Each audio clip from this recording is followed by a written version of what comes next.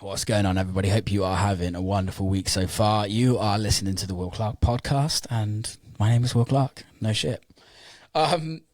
Before we start, I would absolutely love it if you could hit subscribe if you don't subscribe, or if you are watching or listening on Spotify or Apple Podcasts, please click follow and download these episodes. The more downloads, it's funny enough, but the more people will get to listen to this, and I'd absolutely love it. And if you like this podcast and you've got friends in electronic music or the music industry or anything that interests, or come out raving to see these DJs that I'm having on the podcast, please share it to them.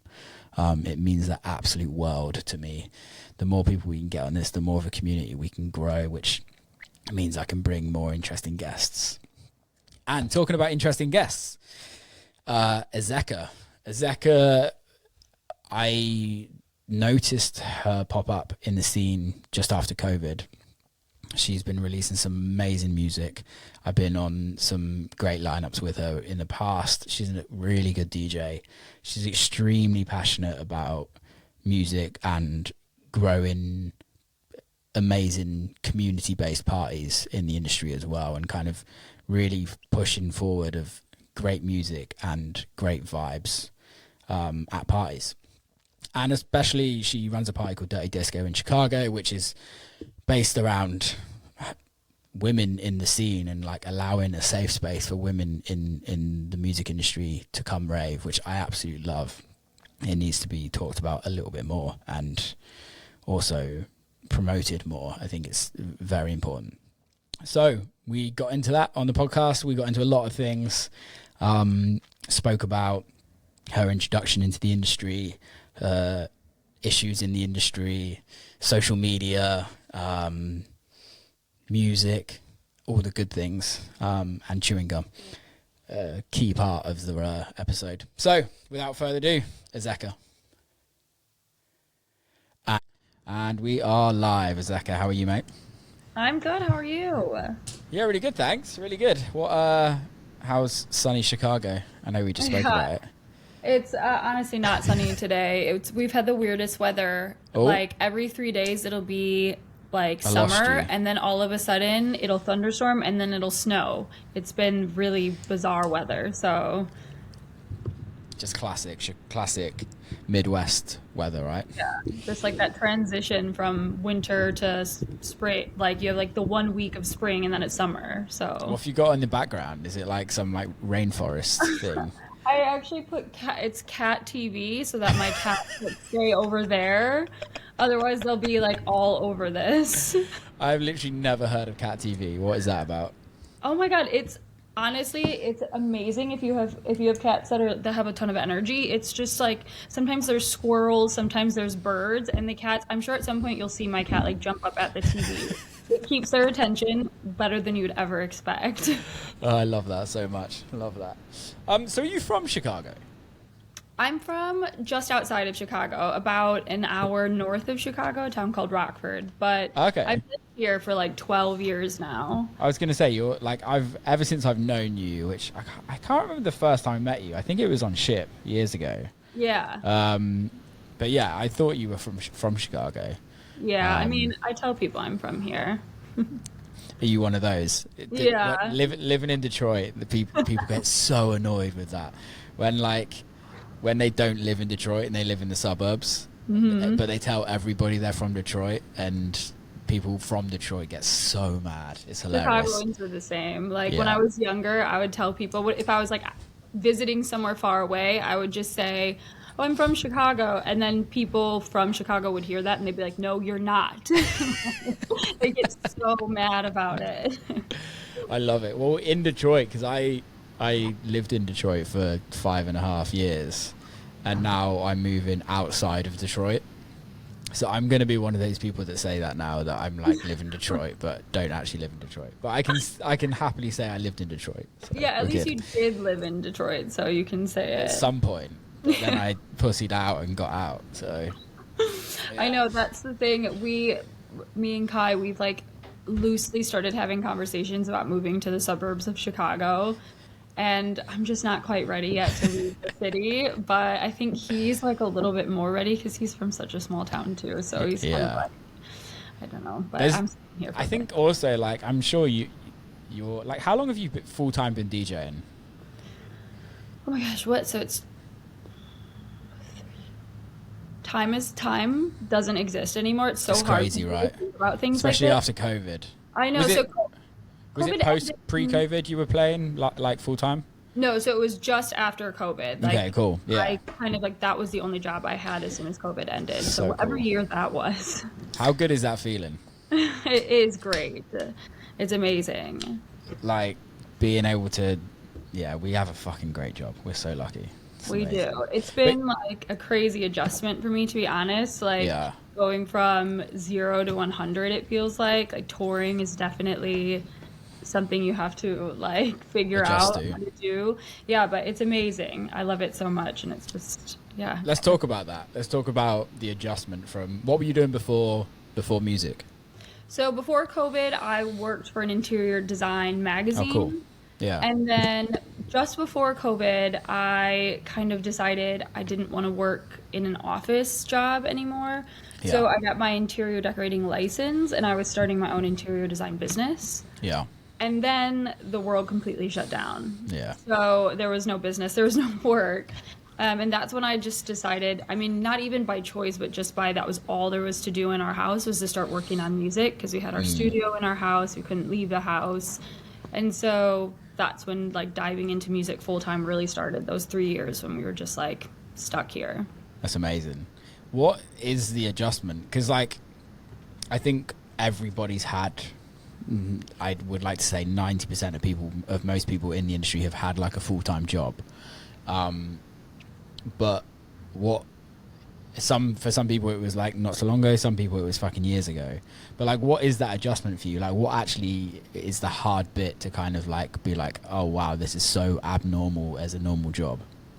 I mean, I think being like completely nocturnal is something that you have to adjust to after living like a somewhat normal life. Like, Yeah. and also I think, so being nocturnal, also preparing yourself to be up late at night and then perform in front of people late at night when your body is so used to like winding down and you're having to like pick it up. I also think like the traveling, being in and out of airports, the like nightmares that no matter how prepared you are, there's always some sort of like something goes wrong. There's traffic on the highway. You're almost missing a flight. Like your luggage is lost. There's just like so many things that you can't be prepared for that happen. And I think like after living a life that's quite routine, you know, if you're working a 9 to 5 job, you have like a routine and your life is pretty, like this is what happens every day. But like all of a sudden being thrown into what feels like chaos can be difficult. And also I've learned after last year I started touring really heavily, and I was also drinking a lot, like drinking to DJ because I felt like that's how I vibed with the crowd and that's how I like got my energy to perform. And I realized that I was starting to have like crazy mood swings. I was unable to relax when I was at home. I was having a hard time working on music. I just realized I had to stop drinking especially when I'm touring. So yeah, that was a big learning thing for me, that like I need to not be drinking every time I DJ because it's just like it was starting to make me lose my mind. It's such a strange thing, isn't it, the whole alcohol conversation? Because I think alcohol and drugs, I think it's happening more and more in this industry. And like, I'm all for it. I don't drink. I haven't for a long time. But like, it's amazing what we do as artists. Like, because I think from an outsider's point of view, well, we do have the best job. I think before we get into this, we have the best job in the world. Yeah. But realistically, like, whilst we're working, everybody else is having fun, right? And of course we're having fun, but not every show is fun. Not everything is the best time of our lives. Like, even for example, like, I know this isn't going to go out in time, but this weekend just gone, like, my flight was 2 hours delayed. I missed my connection. My other flight then landed at 11:30 at night. I then had to be at the show by 12. I then was up at 8 o'clock the next morning.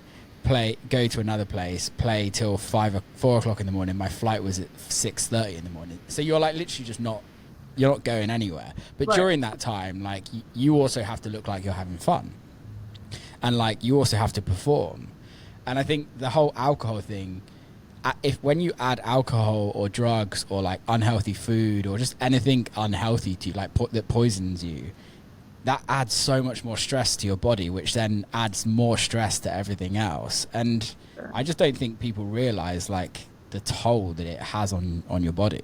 Yeah, I think I'm lucky in that I like kind of started this a bit older than a lot of people start DJing, when like they're in their like prime party years, and like you're like, this is the sickest job ever. I'm gonna party everywhere I go. It's so much fun.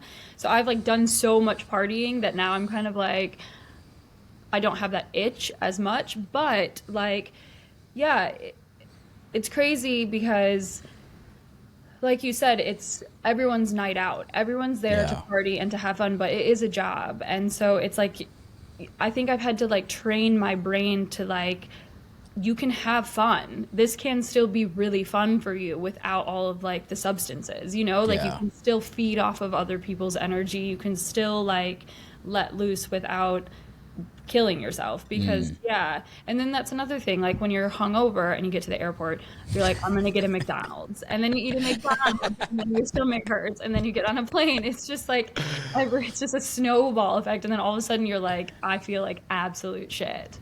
I never forget, like I won't mention names, I'll wait for him to come on the podcast and say it. You're very, you know who it is, but he doesn't drink anymore, but he was known to just be an absolute partier. And he would always miss flights, but it would cost him an absolute fortune.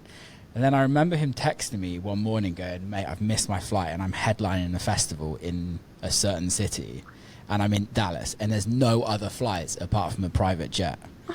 And I'm like, how much is that private jet going to cost you? And it was like 27 grand. Oh my God. And you're just like, okay, well, you've just lost all your money, like because of alcohol.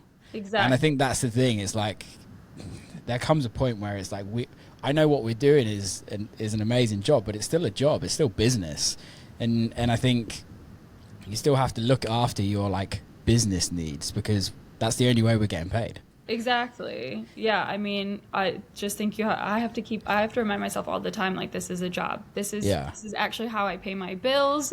This is like, you know, I'm going to have to retire someday. Like, I'm spending all of my money on like whatever. On clothes. Yeah. Well, that's a whole different conversation. It always amazes me that as well, the amount of people that the amount of money people spend on clothes. I love fashion. It's amazing, but it's so expensive. It is. And I feel like, I don't know, now that I'm like in the scene a bit more and like seeing other people, I'm like, how do you guys have all of this? Like, I see people all the time and I'm like, I know how much that outfit costs and I know how much your outfit you wore yesterday cost. How are you wearing this? But I think I'm picking up on like this whole gifting thing. And like, I keep telling my manager, I'm like, how do I do this? How do I get this? Like, you should be able to get a lot of that stuff. Hopefully it's way harder for dudes. Way harder for dudes. Yeah. That's surprising to me. I've got a lot of girlfriends that are in the industry that just get sent everything. And it's great. I'm like, it's fucking sick. I can't get sent anything. I can't. You should be able to, though. I need to. There should be no reason. I don't know. I need to start asking around how I get involved in this, because I can't afford to be buying all these clothes. No, but it always amazes me when I see because obviously we know how much people earn roughly, right? Mm-hmm. Because we're on the same lineups. We know like roughly how much somebody's worth, and I'm like, dude, your t-shirt's worth more than what you're getting paid for this show. I know, it's crazy. That's why I'm like, there's no way. There's either people are buying things and then selling them immediately after, or there's like, I don't know, renting. I would rent. I would be happy to rent some clothes for a big show, but yeah.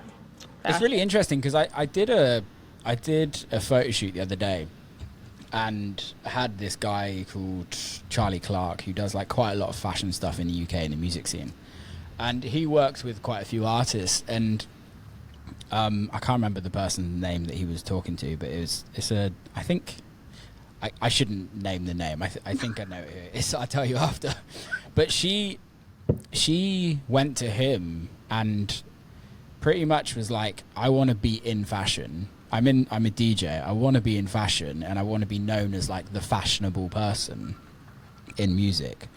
And they're like, okay, cool. You need a budget for every show. So you need a certain amount of money for every single show for you to be the fashion icon in whatever you look like, for your Instagram, for everything. And then, yeah, so it's an investment. It is a business move, because now that person is now getting booked to be front on like catwalks and things like that, like front, and they're getting paid to do that. Yeah. So I think it is definitely an investment if that's something that people want to go into. It's a really, I didn't know about it. I didn't know how much money there was in fashion as well until the other day, and I was like, holy fuck. Really? Like, dude, people are getting paid bank just to go on those things. Really? Like, yeah. So you mean like the people that are DJing at Fashion Week and stuff? Like, do you get paid a lot for doing that? I presume so, yeah. There's way more money in fashion than there is in music, and I did not know this. See, I gotta get involved with this. I always see, you know who I think Chloe Calais is so cool. She's like one of my favorite DJs, and I saw that she was just with Dua Lipa, who I'm obsessed with, at Fashion Week, and she had like Burberry dress her, and I was like, how the fuck do I do this? This is the thing. All these people will have like fashion consultants. It's a completely another brand. It's another business, and I think it's really interesting, and I see it happening more in our industry. I'm just for everyone to make as much money as possible at the end of the day. Like, I want to see everybody be as successful as possible. Like, if I don't know why, but it might be interesting for you because obviously you're married to an Englishman.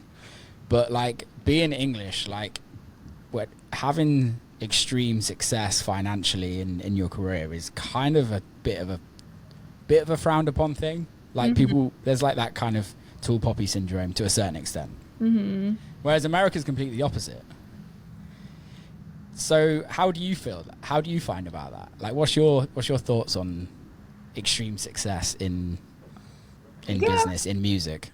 I mean, I think I agree everyone should make as much money as they possibly can. Yeah. But I also think that it's always kind of weird to see people who become so successful and then you can kind of tell that like their passion has died, and like you know, I think it's really important to like stay true to what you love about your work. And like, you know, I don't think I'd want success at the cost of like art or my passion. That being said, I'm still like, you know, very early in my career and I know a lot of money. You know, like when people are like, work with this artist or do this and this is the fee, and you're like, wow, that's more money than I've ever had in my life. But at the same time, it's like, I don't know, we're in the business of art, and I think if you can make a lot of money making your art and being true to yourself, and then that's amazing. But if you have to like completely change what you love and stop doing what you love, then I don't think it's worth it. Yeah, I agree. I totally agree. And I feel like it must be weird because there's obviously like huge artists, right? Like we're talking like the Guettas, the like Diplos, and like all the people that have had extreme, like Tiesto, that had extreme success in this industry. That it feels like, I don't know because I've not spoke to them and I'd love to, but it feels like it's almost like just a factory line that they have to keep because they have such big teams. They have to pay the bills. Would you want that? I don't think so. I honestly, so it's really funny. I was actually just the other day, I had this sort of experience after one of my shows that made me feel like, oh my gosh, I'm getting this like small taste of how, I don't want to use the word crazy, but how excited people are to be around you or to like talk to you. And I actually texted Dalla, who's one of my friends, and because I feel like he's seen like in the last like year or something, like he's like a pop star now, which like, you know, things have changed for him so much. And I texted him and I was like, is it weird like feeling like you can't just be normal? Because, you know, like people like David Guetta or Diplo or whatever, like it has to be weird to go out in public.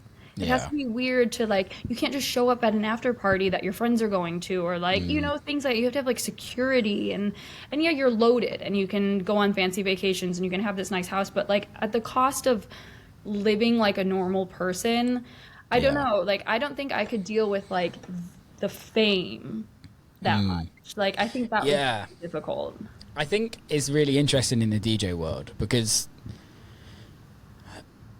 I think there's levels, right? And when you're like Billie Eilish, you can't literally leave your house. Like, you can't fart without someone kind of writing a story about it. Like, there's literally zero kind of life, I guess. But all the money, which kind of is weird, but I don't know. I don't have that much money, so I wouldn't know what those circles look like, if that makes sense. That's true. But like, I'm sure there's certain situations where like you're going to places where people have the same amount of money as you and you're not famous in their you're not famous in their life, right? But it's definitely weird because DJs, I feel like we're obviously like it's like weird. in the grand scheme of things, in the grand scheme of life, we're fine, right? Like occasionally you walk down the street and someone's like wee and it's like random as fuck, but like I think we're fortunate with that. But again, there's that also the levels of that, and like I think Calvin Harris probably could walk down the street and a lot of people not know who he is. But like, I think he's done it all right, though. Oh like, my God, he's done it the best. A little farmer boy, like living his best life. Like if I could just be anyone in the industry, it would be Calvin Harris. Like, he's got his little restaurant in Ibiza, and he's just absolutely living. Yeah, that would be the goal, right? But then I guess someone like Diplo is like intentionally so forward facing, so like he's like hanging out with celebrities, he's taking photos with Victoria's Secret models, he's like, I mean, maybe he really loves the like celebrity aspect of it, but I guess for the most part most DJs are a little bit more low key, so you don't have to worry about being swarmed every time you're out in public. I think we're just all a little bit weird. Yeah, definitely. Like realistically, I think in the crux of it, even like with, I know you said you got into it later on in life, but like you spent years in the studio. We're weird that we can just spend that long in the studio, like by ourselves, like just in a dark room. For me, it's like even like having like I've got curtains in my studio, and like when I was younger, I used to just like not let any sunlight in. And now I'm like turning into an old man. I'm like, I need sunlight into my studios and everything like that. But like, it's just we just spend so much time by ourselves in hotel rooms, on planes, like we're by ourselves all the time. Realistically, like, do you tour with a tour manager or anything? No. And the thing is, I've always been the type of, I've always enjoyed being alone. Which I think helps. Like, I've always enjoyed my alone time. I get kind of overwhelmed in like overly social like situations. Like I have like a social limit where I can like hang out with people to a certain extent, but then I have to like be by myself. And I think that's helped. That's been beneficial like in this industry. But it is crazy. There are definitely times where I get to a city, if it's really cold outside or if there's like nothing to do, if it's like sort of a quiet city, and I'm just like sat in this sort of like dingy hotel room, and I'm like, well, this is like pretty depressing, or like, you know, like what do? I just work on music, and it's like you're just like in a dark room by yourself as the world's like passing by. But then do you find when you're working on music in a hotel, do you find it inspiring? I find that I get more done. Because because I have no distractions, and usually it's like if I'm trying to get something done before a gig, I have like a timeline. It's like, cool, I have 3 hours in this hotel to try and get this finished, and I like push myself to get something finished. Whereas if I'm in the studio or if I'm working at home, I like days will go by and I'll be like, okay, I've done nothing because I'm just so distracted. Yeah, that's fine. I have this book right by me that I write things down, and I like lists, so I like have to tick things off. And the like coming to the end of the day and ticked everything off is like the best feeling. But I understand the whole distraction thing. It's like I actually can be a need to lot. start doing that. I was just telling my manager earlier today, this is all still pretty fresh to me. Like what Yeah, you've been doing for so many years is like, on year 3 it's of amazing. doing this. And so I'm still learning like how to deal with like my tasks. I have my like taxes like looming over my head right now. And I'm like, do your taxes, sit down and do it. And I just like every day I'm like, no, I'm not gonna do it today. It's like maybe need to start writing lists because Lists are key. Lists are key. However, let's talk about taxes. Just fucking pay somebody to do it. Like, even if you lose money, just fucking pay.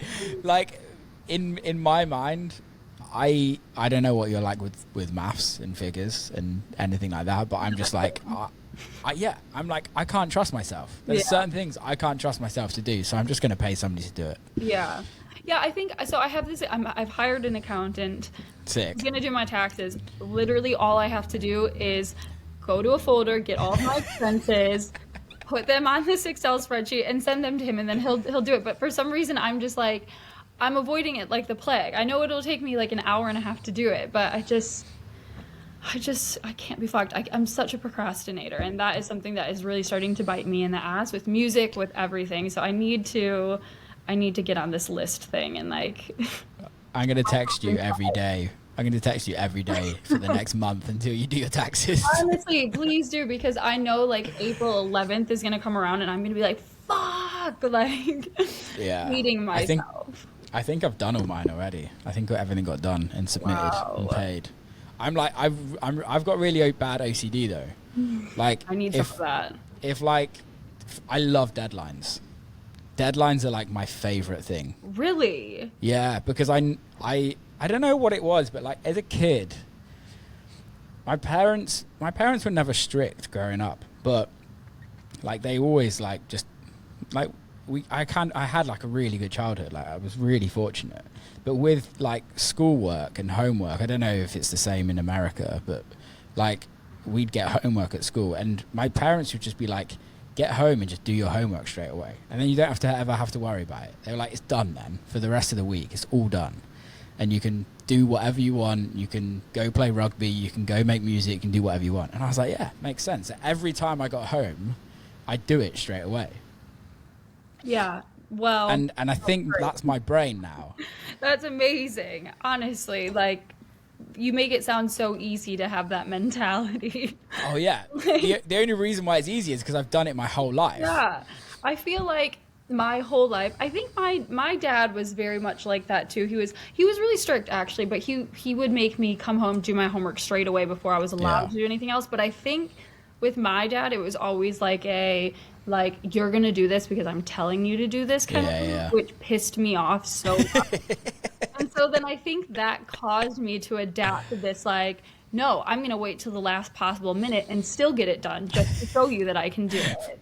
And fuck you, Dad. Exactly. So, like, yeah, every time I miss a deadline, everyone can just, like, blame my dad.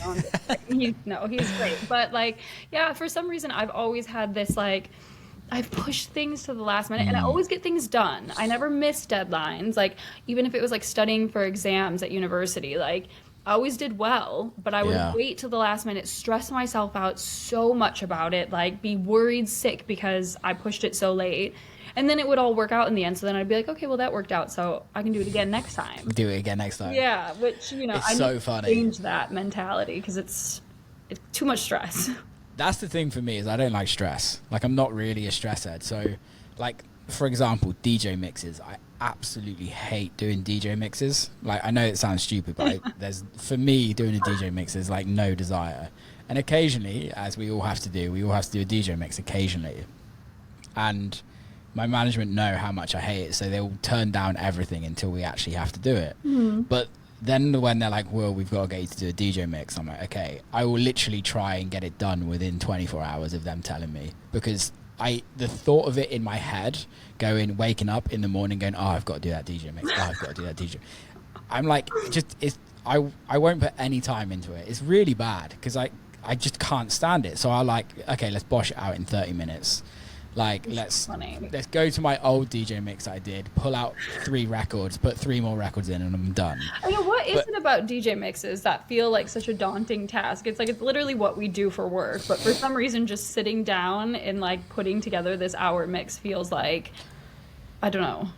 I think because it's, I don't know about you, but for me, and I can only speak for myself, but it's like, there isn't really, like, for me when I DJ, it's you like read the audience, and it sounds wanky as fuck, but it's like you're reading the audience, you're like getting a bit of back and forth from the audience. So like you play a record, oh, they like that, sweet, I know what to play next. Or oh, they didn't like that. But with a DJ mix, it's like, well, I'm just going to throw a few records together. Right. Like there's no, gone of the days of like DJ mixes like being a big thing. I think unless you're doing like an essential mix, realistically, I think that's the only mix that actually matters nowadays. Yeah, I agree. Like, do people even really go out of their way to listen to them other than like 4 big ones? Yeah, I like the what Apple do with the like the live. They like oh, we recorded a festival and like your set's live, so people can listen to that. I like that because people that have like listened to the set can like go and kind of get memories back from that time. Love that. But the idea of making a DJ set is so boring. And also a lot of time, my cat just butt in my face. A lot of mixes too you go to, I'm still sort of I listen to a lot of mixes on SoundCloud, especially when I'm traveling. Do you? Yeah, I do, just because, especially if I'm like stuck with making my own music, sometimes I'll try and go to mixes to hear like, just like get some vibes from like what other people are playing, people that I like. But I realize that, you know, most mixes, people play like music that they don't play out. They play like, you know, like kind of just throwaway music these days, because like, you know, it's a mix, not many people are going to listen to it. You also like maybe don't want to give away all the music that you're playing out. Like, so a lot of time I feel like mixes are just kind of boring. Like people don't put that much love into them anymore. I definitely don't. I still, for some reason, every time I have to do a DJ mix, I like get a bit stressed out about it, and I'm like, I want it to be really cool. I want it to like do the, you know, because I just feel that pressure all the time still, because like I've started doing this, and I feel like everything that I do is so important. But I'm sure I'll get to a point where I'm just like, okay, cool, let me just grab these songs and throw them together. What does that pressure feel like? I feel like sometimes I'm like my own worst enemy or my own biggest critic, because I feel, not only because I'm a woman, but because I'm married to another DJ, because I'm American, I feel like so much is against me already. I feel like people are just waiting for me to like fuck up royally. So everything that I do, I'm like, even like before my shows still, I get like really stressed out that like I'm gonna have this massive train wreck, or like I'm gonna clear the dance floor, or like someone's gonna leave and say that I'm a terrible DJ, because there are people that are saying that without ever even hearing me DJ, or without ever like knowing anything about me. There's already people that say crazy things, and so I'm not yet to the point where I'm like, I don't fucking care about that stuff. Like, I do see it. It does irk me. And so I feel like I want to prove to people, like, what I am and what I'm all about so much that it definitely stresses me out. And I definitely, like, I want to put my best foot forward all the time with everything I do. Just because I don't want to give people an opportunity to say, like, she doesn't deserve this. It's so weird to me that, like, I can't even imagine that feeling, because I think, obviously, being a dude, it's very, like, I don't get any shit online. Like, I'm very fortunate. I've had, like, a couple of occasions where people have said some weird shit, and I'm like, whatever. It is what it is. But, like, we've all got, like, female friends that are in the industry as well, and it's crazy how much shit just dudes give them on the internet. And I'm like, so bizarre. But it's like nobody is saying that to your face. No. And I'm just like, these fucking dudes are just a bunch of dickheads. And I don't think they realize the power that they have on people's mental health. And I don't want to like go down that cliche route, but I've seen it, and you're just like, I don't understand it. Yeah, it's just this weird thing about anonymity, or like not being able to like see someone's face when you say because some people say some of the most out of pocket shit, like where you're like, if you said this to someone's face, you would have to deal with seeing how that makes them feel, and it would make you feel like the biggest piece of shit on the planet. Because like I even, not even just towards me, but some I feel like a lot of women, as they get bigger and bigger in the industry, the more out of pocket shit people start saying. 100%. And you see some of the posts on like, you know, other female artists like things, and you're like, oh, who raised you? How can you like say this to another human being and like just not care at all? And I don't know, it's just this weird thing with like online, like, because in person no one's ever gonna say this stuff, but for some reason men can just go online and say like crazy things and make crazy accusations, and just, I don't know, it's a really bizarre thing, and it's not that fun to have to deal with it. No, I can imagine. I've seen it. I talk to Vanessa quite a lot about it, because like me and her are pretty close. Although online we act like we hate each other, but like it's like we talk about it occasionally. Like some of the stuff that you just see, and I'm like, it's wild. I don't understand it. I really don't understand it. I don't either. I think it's, I don't know. Yeah, I don't know. I don't want to make anyone mad, but I think there's a little bit. No, make people mad. Fucking like people need to know about it, because it's like, I think if you're not a dude in the industry, because it is dudes. Like, don't get me wrong. Like, girls can say some horrible stuff, and they're not nice to each other, if you know what I mean. But it's mostly dudes saying shit to girls, 99% of the time.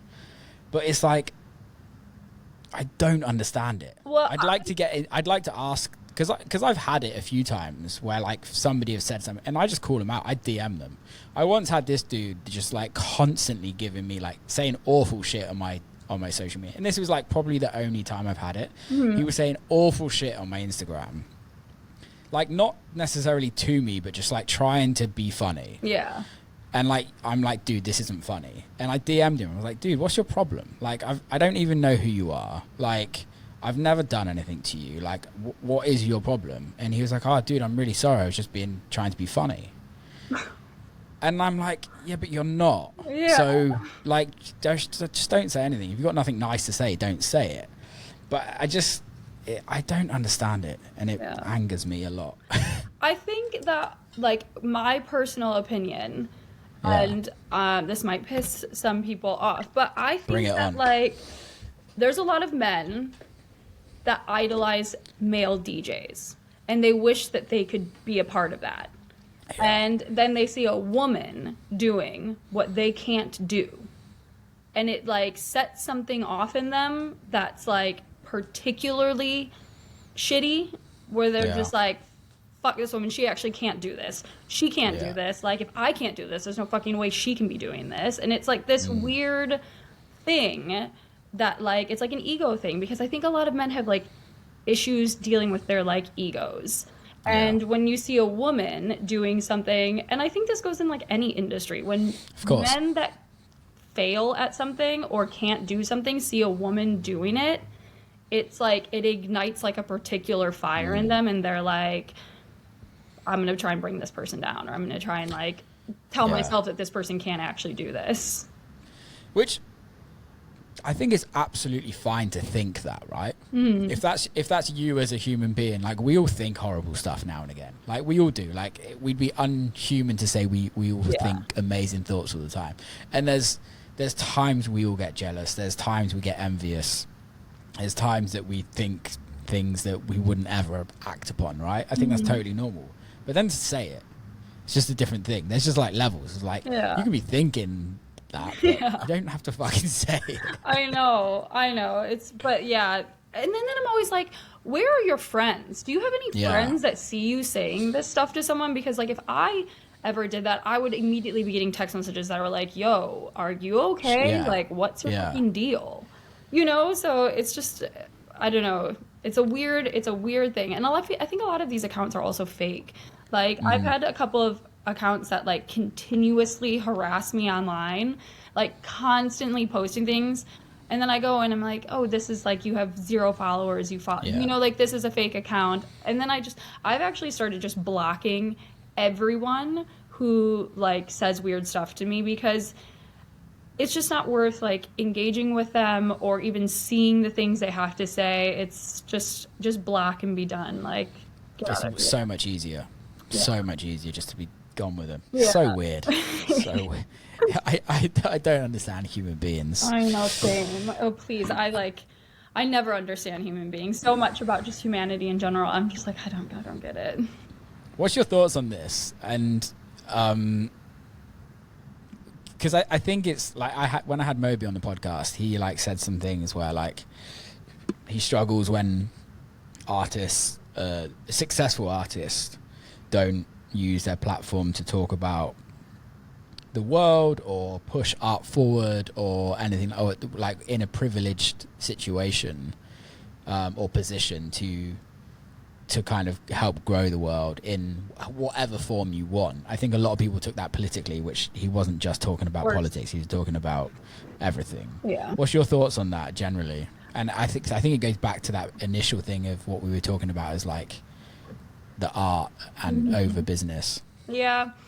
I think that as an artist, it's important to be yourself and be genuine online when you have a platform, because people look to you not just for like your art, but like for like some sort of connection, or like if someone really looks up to you. I think sharing your genuine thoughts on things is a good thing to do. With that said, I don't think that any artist should feel obligated to talk about their political stances, to get involved in conversations that are really like controversial, or, like you can have those private. I actually got into a thing on Twitter recently. Every time. It's always Twitter. Where I posted something about something completely unrelated to something, and someone came at me and was like, oh, so you feel this type of way about this thing. Yeah. And I was like, well, actually, I never said that. Nothing I said had anything to do with this thing. And then they're like trying to like get me to engage with them about this topic. And I was just like, you know what? I actually love having conversations about these things with people that I feel safe speaking to in person, whether it's my friends or whatever, like engaging conversations where we can learn and grow from each other and like have a healthy dialogue. And like online is not that place. Like if you get involved, it's just, no one should feel obligated to talk about these things online, because there is so much anger and so much hurt and so much divide. And if you like even try to word things in the nicest way possible, it's going to cause outrage. And it's not fair to artists to put that on them. And so, yeah, I mean, I get that you should use your platform, but I also get like, who has the time or energy to be berated online? Yeah. Just for what? Like, I don't know. It's like, I don't think it's really worth it these days. No, I totally agree. And I think for me, I say this on a regular basis, like we're a tweet away from having our careers cancelled. Literally. And I don't mean that in a horrible way, but like that genuinely stresses me out. I know I'm a good dude. I know I am. I know I'm a nice guy. Like I respect other people. However, like I could say one thing and nobody understand really my thought process, and it'd be my life gone, completely gone. Like and that. There's been a lot of artists that have not necessarily done anything, but said something. Like I understand if you've done something to somebody, that's completely different. Yeah. Completely different. But like saying something like, and it's been taken out of context. There's a lot of people that are too big to be cancelled, but I think at our level, you're so close to just like just your whole career going. And I don't think people realize that. And again, it's like what you were saying, is like for me, like what we do is for people to escape all of that shit. Like if we're talking politics, if we're talking like controversial subjects, like We're making Go somewhere music else. that you go dance. Yeah. You know, I'm a like, fucking idiot. this the whole point of our career is to like get you to not think about that Escape. stuff. Yeah. So, and you know, I feel like I'm pretty open on social media. I think sometimes maybe I even share a bit too much on Twitter. Yeah. But like you said, like I know that I think that I'm a good person, and I don't have any sort of like hateful or prejudice or like things that like I don't even think I would say something that would like really upset people. But sometimes like I'll even say things like I'll see something in the news and I'm like, this is so sad. And like I even think like, is it okay for me to say that this thing is sad? Are people going to get really upset with me about saying that this is sad? Or like yesterday I tweeted like a joke. Also, another thing is I'm learning that people do not understand your sense of humor online Not at all. So like I have tweeted things before that are like me literally just like taking the piss completely, and then I'll put my phone down and look at it in an hour and people are like, you're this, you're like you're negative or like whatever, and I'm like, no, that was a joke, that was a literal joke. But yeah, so I'm having to think twice about that. But yesterday I even tweeted like, I don't think I trust people that buy spearmint gum. And I was like, is this okay for me to put online? Is someone going to think that I'm personally don't like them because I like don't like spearmint gum? So I don't know, yeah, it's just a weird. Yeah, but do you like the ice forest gum? What's ice forest gum? It's that fucking shit that you Americans have that tastes like so there's this thing like that we cubes? No. I think it's like what flavor gum do you like? So I prefer Orbit Wintermint. That's Wintermint. This is what I'm on about, not forest mint. Wintermint. Okay, this is you fucking Americans. Ask Kai when you speak to Kai and be like, Kai, does this Wintermint taste like deep heat? So deep heat is something that in sports in the UK you rub on your muscles. Oh, what, like icy hot? Yeah, but the other way round. It's like icy hot, but it's not ice. It's just hot. Okay. Okay. So, and it smells like Wintermint. Oh my god, I can't believe my favorite gum is the exact one you're talking about. See? So every time when I first started coming to America and everyone would be like, offer me gum, I'd be like, why are you fucking chewing on this like deep heat shit? And everyone's like, what's deep heat? I'm like, oh yeah. Yeah, I need to ask Kai. And the funny thing about all of this is that the reason why I tweeted that yesterday is because I go in Kai's backpack and I pull out a pack of spearmint gum. Yeah. I was like, this is disgusting. Why do you have spearmint gum? Because we're proper. We like real chewing gum. Yeah, I guess so. I love it. Other side, 2022. It's now at 9.3 million streams on Spotify. How does that feel? It's crazy. It is like the most unexpected thing. So I made that song and sent it to Adam 10 because the whole reason why I made that song was because I like was obsessed with this sound. I wanted to release something on Maccabi House so bad. I made it, sent it to him, and he's like, yeah, I don't really like this. He's like a very, very blunt person.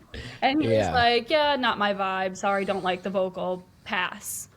And so then I literally shelved that song. And that was like one of the first songs I finished. And I was like, I'm done making music. Like, you know, it's like my first no. And so I like just like put it back in my demos folder and wasn't going to send it to anyone. Didn't want to do anything with it. And then Higher Ground signed I've Been Waiting. And they were like, cool, do you have any other music to send? And so I just sent this demo folder, and Sam from Higher Ground comes back and he's like, this other side track, we want it. We want to like this. He was like, he loved it. Wow. And I was like, okay, cool. Sure, let's release it. And it was like, it released and it was kind of a slow burner. At first it released and it got some people picked up on it, but then like as the months went on, all of a sudden it was like I was being sent videos of Michael Bibi playing it, like all like so many people from such a like variety of genres, and like it was, and then like it since then it's just continued for the last like couple of years. It's so weird how that song has like just taken on a life of its own. And it's still like, I'll check my Spotify stats every, week or so, and it's like it's still getting just listened to so much. And every time I play it, it like people lose their minds. And now I live in a constant state of, how am I going to make another song like this? Fuck, mate, that's brutal. Because I'm literally looking at your not your Instagram, your Spotify. It was like the third release. No, it's the second release you put out. Release ever. That's fucking awful. Like the pressure, mate. I know, and I'm like, and it was just such a like. I didn't even think about the song when I was making it. I was just like playing around with all of these weird sounds. Like the structure is so random. Like there's nothing formulaic about that song. It was pure, like came from just like a place of, I don't know what that place is because I can't get back to it. Like it's just, I made the song.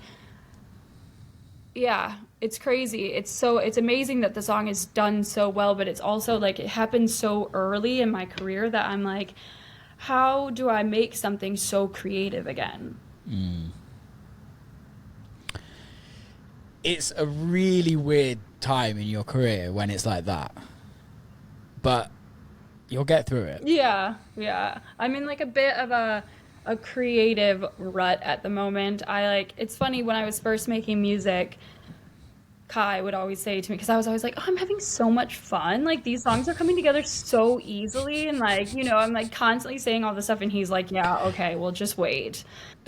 and then, at least you had him being like the negative Nancy in the back, just like bringing you down. Definitely was, because he was like, this isn't going to last. This is not how it always is. Trust me.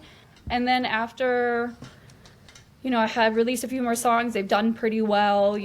I'm continuously getting support from people and stuff, and it's really amazing. But now all of a sudden there's labels that are like, we want music from you, we need it by this time, we need this, and this like pressure is like coming in on me, and all of a sudden, and now I'm like, how do I keep ahead of trends? How do I not sound like this? How do I do this? How do I do this? And I'm like, there are days where I'm in the studio like trying to make something unique and fresh, and then I'm like, this is awful, and I'm not even enjoying it. Like I'm definitely going through like a bit of a slump creatively right now, where like I have so many works in progress and I can't get anything across the finish line because I'm putting so much pressure on myself. Yeah, it's tough. It's really tough. I had that I think it was like 2012 for me, or 13. I released like a record called Big Booty, and it was like, that was like my first. I've been releasing since like 2008, I think, and then that was like my first release that like everyone was supporting. And it was similar to you, where like Jamie Jones was asking me for like an EP for Hot Creations, and at that time Hot Creations was like the hottest thing around. And like what I didn't realize, that I was going into the studio writing music for Jamie Jones. I wasn't going into the music writing the record that I've just written before, like, because it was me at that time in my career. And it got to a point where it was just like, I quit music for like 6 months. I literally like stopped everything, stopped producing, didn't go in the studio for 6 months, because it was just like, there's so much pressure on, and it's only coming from me. It's not coming from anyone else. Like, I don't have to release music on Jamie Jones' label. It was purely a business thing. Yeah. If you think about it, it's like, oh, I might have some success now, so now I have to go and do what I think the industry needs me to do. Where realistically, the industry needs you to do fucking nothing apart from just be you. Yeah, just keep making the stuff that you love. It's so weird that, like, and my manager she's so great, and so here's the thing. This year, another thing is, as an American artist, it's really hard to break into the UK market and the European market. Okay, let's talk about this, because it's really hard being an English artist as well. You think? Okay, well then, mate, let's talk about it, because like this year my management is like, cool, let's focus on getting on some European labels. Let's focus on like trying to get into the European market so you can get some bookings in the UK, and so this is part of the problem. I'm going into the studio every day and I'm like, is this too American? Like, does this sound too American? Is a UK or a European label gonna want this? And it's like, I need to just, like you said, like it's a business thing. Like you need to just go make the music that you like. And that's what my manager keeps telling me. She's like, just make the music you like and we'll find a label for it. Like it's not that serious. But in your head, you're like, no, it is that serious and I'm so stressed out about it. But yeah. I think yeah, it can. It's tough. But I'll be honest, like I think there's like a romanticism with the scene in the UK. Right, I think there's like a level of like, oh, we have to go and play in the UK and Europe. Yeah, I mean, do you think it's like a grass is greener type situation, or is it 100%? Yeah, I can guarantee you, like, unless you have a hit here, right? And Kai will tell you this. Unless you have it, the thing is, Kai tours very differently over here because he's fucking massive, right? But like, I would say it's way harder in the UK to build a following and to build a career than it is in America. Way harder. Yeah, Kai is definitely, I mean, Kai has told me that he feels like European or like American fans are loyal and like if so loyal. People love you in America, like they will follow you, they will support you. Even if you release something that's not that great, they will support it. Like they have your back. Whereas like in the UK, it's a bit more fickle. Where like you could be hot 1 second and then you're shit the next second and everyone hates you. And like, so he definitely has like, he feels, because I think with their career, it's like they've definitely felt like ebbs and flows where they're like, UK loves them and then they are fucking hated in the UK or like, you know, people are over them. So I do hear that, but it's also like, I think as an American, you get this like stamp of approval if you can play in the UK. It's like, oh, you're cool if you can go play in the UK. I get that, but you're living in the and I'm just playing devil's advocate to you, if you know what I mean. Like you're on a. I agree. Go play wherever the fuck you want. Yeah. Exactly. Go make the music whatever you want. However, you're living in the city where house music came from. Like you're living in a city that is probably way more forefront in music than any city in the UK. Like without a shadow of doubt. The parties that Aurus are throwing, the festivals that Aurus are throwing, just in Chicago alone, is on another level. Yeah, you don't have Fabric, you don't have E1, right? But like, you have Spy Bar, you have Smart Bar, you have what's the massive place? Radius. You have Cermak Hall. You have what's the other theatre? Concord. You have Concord. Like, just alone. Yeah. You have like 4 clubs, 5 clubs, venues that outweigh most venues in the whole of the UK. Yeah. And I think that is so true. And I think it's also is like seeing what's popular in the UK, right? Like realistically, like I know this is not coming out until I don't know when this podcast is coming out, like towards the beginning of the summer, I think in May, but like or end of April. But like we don't know what's going to be hot then. But right now, like the music you play and make, it's not hot here. Yeah. So like, why change your sound to just be hot here? Yeah. It doesn't make sense because you're just going to be writing music that you absolutely hate. It's so true, and it's such like a I mean, like in my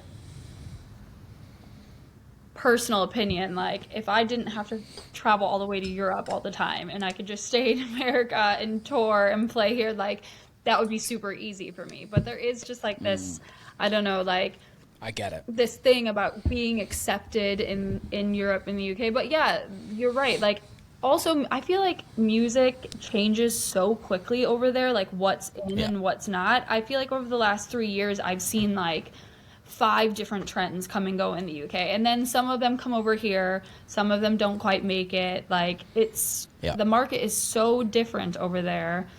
So I don't know. I don't know. But this is my theory, and I'm really happy to be wrong as well.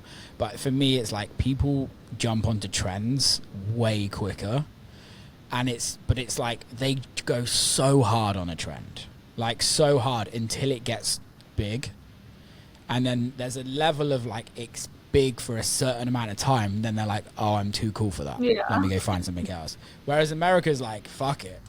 We don't need to be cool. Yeah. I'm just gonna milk. Like, how long has tech house been big in America?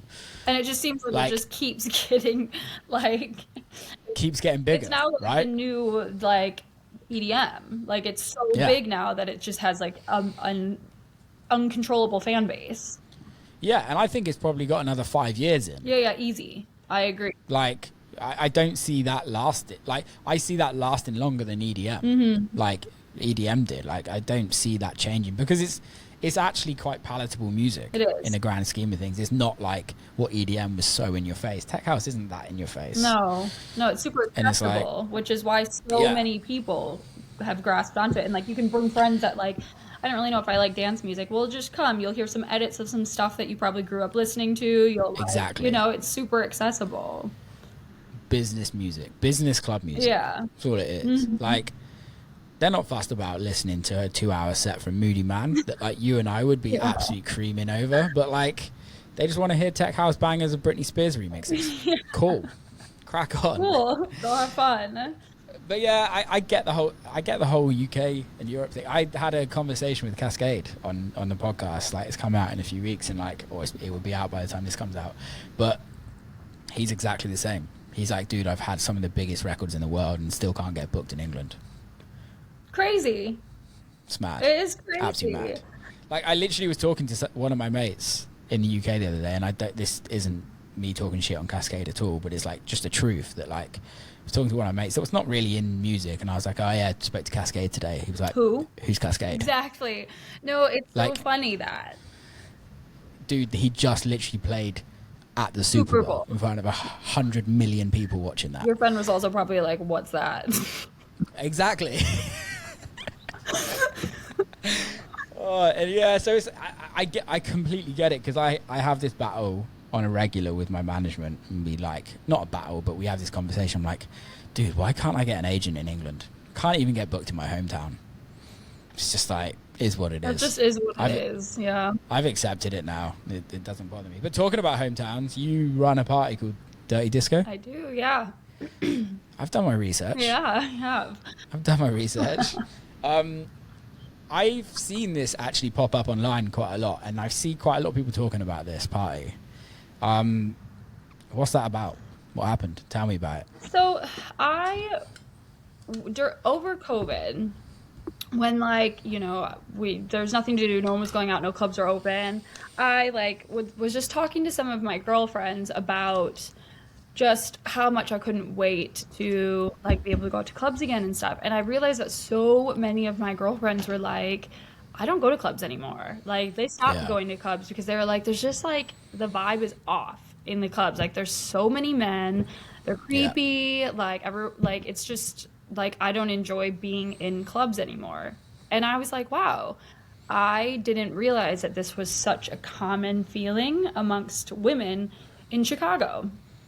And like, I just started thinking about, the parties that we have here, the clubs that we have here, and like the energy of the clubs. And I realized like I'm friends with so many people that like work at the clubs and stuff that I didn't really experience like the kind of like punter experience, like someone who's just in the crowd. And I realized like the vibes are really, really masculine and really like sort of not great for women.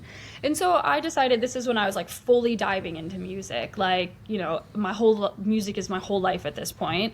And I was like, I wonder if I can start something that focuses on really good music, sort of emerging artists, underground music, but also really, really make it a female friendly night. Because that's a lot of the issue is like, if there's a really cool artist that's really underground, it's going to be mostly men in the crowd. Like that's just 100%. Kind of how it is.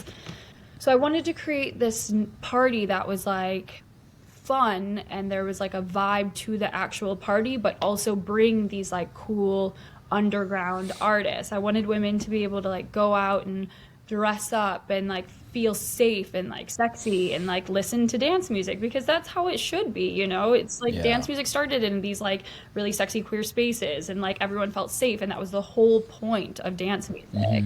And, you know, we still have amazing queer parties in Chicago, but, you know, a lot of times women don't go to those queer parties. You know, it's like there was just this gap in the market here that I was seeing. And so, yeah, I started Dirty Disco straight out of COVID. We partnered with Spy Bar. We threw a party every other week there. And it just picked up really quickly. People, you know, after the first party, the vibes were so good, and it just kind of like snowballed from there because so many women were there. And then when there's a bunch of women there, the men have more fun because it's not just a bunch of aggy men everywhere, you know? Like, it's just if girls, gays, theys, like, there has to be a mixed pot in a club, or otherwise it's not going to be fun for anyone involved. Totally. Like, no one likes a party that's just all one type of patron. It's just not right. It's boring. It's boring. It's just, yeah, you have to have a mixed pot. You have to be able to, like, engage with different people and, like, you know, that's what's fun about going out and listening to music. So, yeah, that was the whole point of starting Dirty Disco, and it's been a really fun, like, journey to sort of create this space in the city, and, yeah, it's just fun. Sick. How do you... Is there, like, any rules or anything like that you kind of, like, to get more women there, to kind of, like, make it feel like a safe space, or is it just something that you just kind of communicated across? I think... Like, how is that? I think a lot of, like, I mean, this is my first time being, like, a promoter or throwing a party, but I think a lot of the, like, messaging that you use, like, what you put out is what people expect, and I've always been very open about, like, none of this creepy shit. Like, you know, come here, be respectful, have fun. Like, I'm in the crowd the whole party, walking around, talking to people. Like, you know, if I see someone who's, like, a weirdo or whatever, like, you know, I'm probably going to have them taken out. You know, the artists, I work with artists on this. So they're very aware of, like, the energy that I want at my party, and they're really good about, you know, trying to protect that energy and make sure that the vibes are right. But yeah, I think in general, people just kind of know, like, you know, some people throw parties and you know it's the kind of party where everyone goes and fucking talks the whole night. And you're like, cool, this is this is the energy they created with this party. This is their party, and that's fine. But, like, with my party, it's like, don't come here and talk. Respect the artists, dance, be nice to people. Like, just don't be a dick. It's that simple. So simple, but so many promoters get it so wrong. I know. So, yeah. It's weird. That's cool. I'm happy for you. Thanks, yeah. Do you have, like, any plans for the rest of the year for that party? Yeah, we have. So I'm doing one here in Chicago in 2 weeks. So that'll be done by the time this podcast comes out. Okay, so forget about that one. Sorry. No, it's okay. I forget this is coming out in, like, May or end of May or something. Yeah, I can't remember that. So, that'll be done too. I'm doing something at Music Week, but that'll be done. We're moving to Miami. Yeah. Sick. And then we do have something planned for later this summer that I can't really talk about yet, but it's really big, and it's kind of like around something really special that happens in Chicago. And just putting out there, is it around Arc Festival? It might be. It might have something to do with that. So yeah, sick. There's some stuff in the works that are... How good is that festival? Like, the best festival ever. It's fucking amazing. It's like the first year that they threw it. You know, every festival has these, like, sort of first year kinks. And you, like, go and you're like, oh, you know, it could be really great. Yeah. Arc was great. Arc was like, it was the perfect festival straight off the bat. They got everything right. And it was just like, from the crowd to the stage production to the artists that they booked, like, everything was perfect. And it's like, for people who love dance, like, genuinely love dance music, it's like a dream festival. Yeah. I agree. I played the first year, and I was just amazed because it was straight out of COVID as well. Mm-hmm. And I remember my manager couldn't come because he had COVID, and I was like, dude, you literally missed out on one of the best first festivals ever. Seriously, I felt so proud of Chicago that weekend. I was like, What? beaming the whole weekend because I was just like, I can't believe that we have, because like you said, this is the home of house music, and we're sister cities with Detroit. Like, we should have a festival. Like, Detroit has movement, which is like The best. Like, it's like it's there. They've done it. It's always perfect. It's always the right vibe, and we didn't have that. And so You just had shit festivals, and I don't mean that in a horrible way, and that's no disrespect to the promoters in Chicago.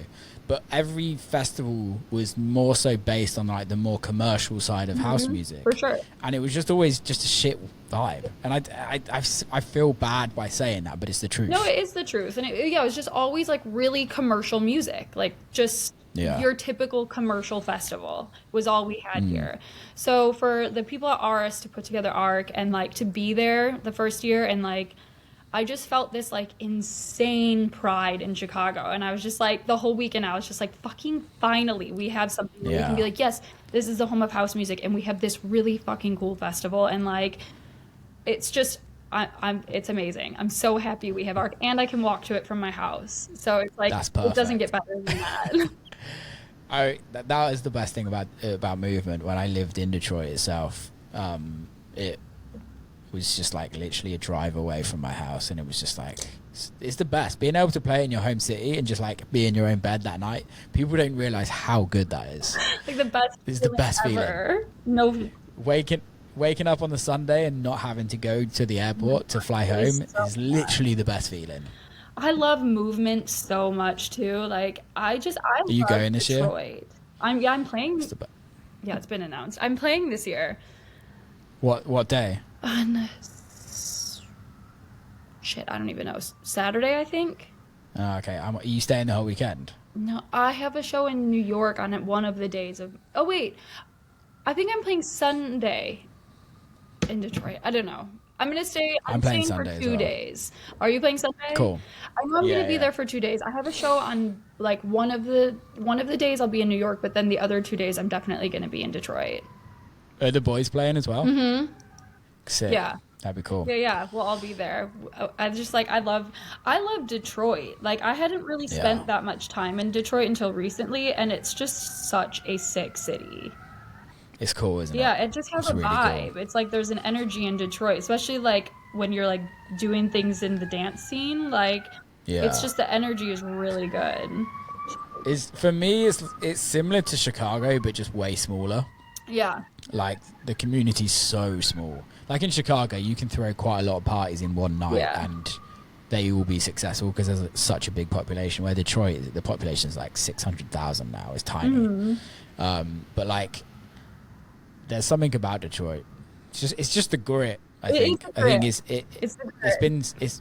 it's been so like diminished for so many years, and it's been so shit for so many years. It's just the community just joins together. But I think that's where like, and I think like historically, like those are the spaces where dance music like flourishes. Like it's always those like communities that like have just that like need that like something, and it's like dance music is always a thing. And I feel like I love playing in Detroit because, and there's not that many markets like this, but it's like the people there just want to dance.